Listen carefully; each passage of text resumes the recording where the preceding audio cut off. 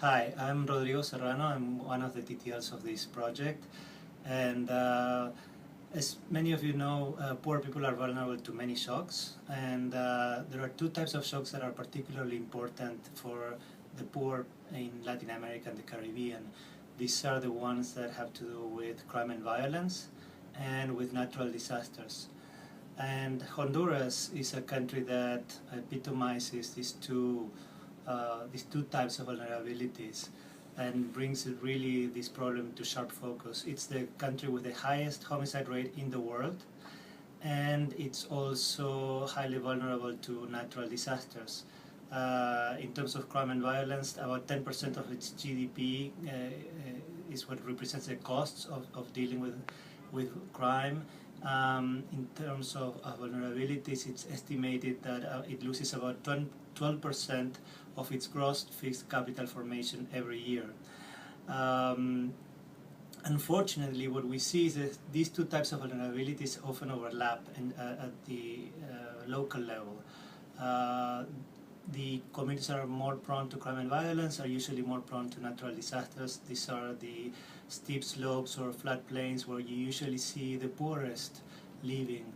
And this is because the factors that drive both types of vulnerability are very similar. They have to do with lack of social cohesion, lack of opportunities, lack of access to basic services, absence of the rule of law. Still, despite this strong anecdotal evidence about the overlaps between these vulnerabilities, we see that we know very little about them, and in a more rigorous empirical manner.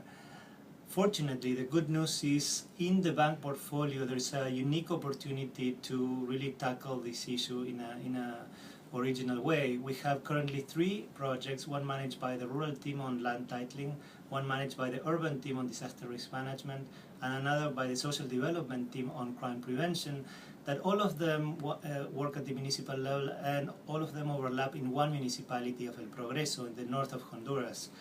Now, what we are trying to do with this proposal for the Innovation Fund is basically to do 2 things.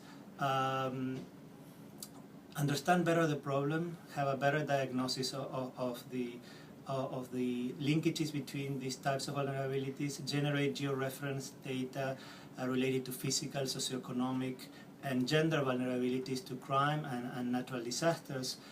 Also systematize the cadastral surveying activities, and find out better what types of communities, what are the characteristics of these communities that are vulnerable to both types of violence, what is their history, trying to get at it from a quantitative and qualitative perspective that really gives a very solid and grounded understanding of the problem. Second, we want to get advice on developing joint solutions that helps us deal with both vulnerabilities. Now, from the projects we have financing for the solutions. What we don't have is a specific activity to understand better the problem, to work together. So that would be the added value of these financing.